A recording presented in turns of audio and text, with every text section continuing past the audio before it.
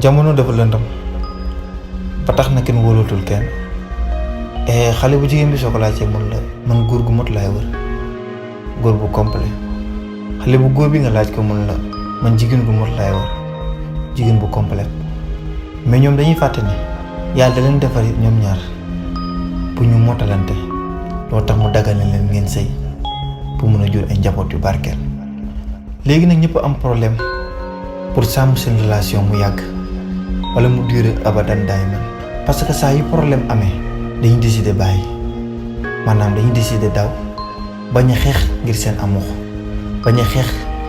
si li ñu bëgg mais xamal ne une relation parfaite maanaam bëggal gu wër te dëggu te yàgg du juddu tey tey màgg tey tey dox tey tey déedéet dañ koy construire dañ koy tabax maanaam dañoo petit à petit mais pour mu am il faut que nga nekkal accepter sa passé supporter aussi sa présent ba pare encourager sa ëllëg xale bu jigéen bi lu mu soxla bëriwul yow comprendre ko rek et di ko reeloo saa yu nekkee di jooy et tijjil ko sa loxo yi saa yu demee ba jaaxle nga defal ko moom saa yu nekkee ku mu bëgg rek xale la et yaa gën a xam ne xale xamul dara donc yow nax ko rek moo la war maanaam nga def ko xale bu jigéen bu ànd ak mbégte boo xamante ne mënu ko woon doon sans yow sa bëggeel sans yow sa soutien mais yow ko góor ki jàppal ne góor dëggantaan duñ ko xam si doolee poosam maanaam am xaalisam wala fu mu juddoo wala lu mu am wala dooleem wala yëre yu rafet yu muy sol mais góor dëgg ñu koy xam par sa personnalité sa fidélité son courage sa maturité peu importe que am nga style wala am nga réputation bu baax wala siiw nga doon nga sawar am nga xaalis bu bëri loolu lépp soo ko amee te amoo xol bu rafet amoo dara te yow doo dara maanaam yow jaroo dara xol kenn du koy jaay bu ñu koy jënd kenn du ko luwe mais dañ koy joxe mais ñoo koy jox nit ki nga xamante ne pare na pour bëgg ko ci yàlla rek tax xol du wax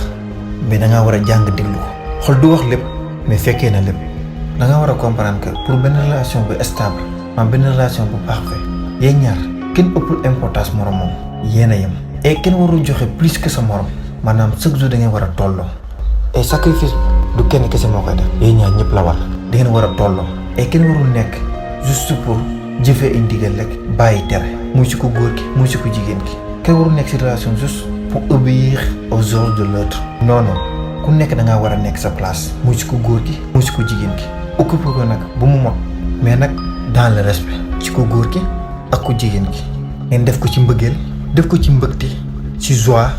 nangu tamit di waxtaan et ku nekk di comprendre moromam ba pare am patience ba pare dëkkee nag di jéggale di jëllale noonu ngay réussir pour garder sa relation amoureuse abadan daayma et ci muy neex nag dee leen nangoo toog di waxtaan parce que réeroo amul ñàkk waxtaan moo am et ci biir relation kenn warul jël décision personnelle parce que yow kese moo ko ay xel motul te xel moo koy mottali nga ci biir waxtaan ñett yi ñoo am moom lu ko arrangé xale bu jigéen bi ak yow li la arrangé xale bu góor bi mais loolu yëpp am na lu leen arrangé yéen ñaar mooy seen point commun léegi ku nekk day bàyyi li ko arrangé jàpp yéen ñaar li leen arrangé mooy tax ngeen far nekk équipe kenn du leen mënal dara su ko defee bëggal bi day doon benn yéen ngeen doon benn yëg-yëg bi doon benn envie bi doon benn ngeen nekk benn nag kenn dootu leen mën a xaajale après mu neex nag mbëggeel mbégte la bu ànd ak jàmm ju bari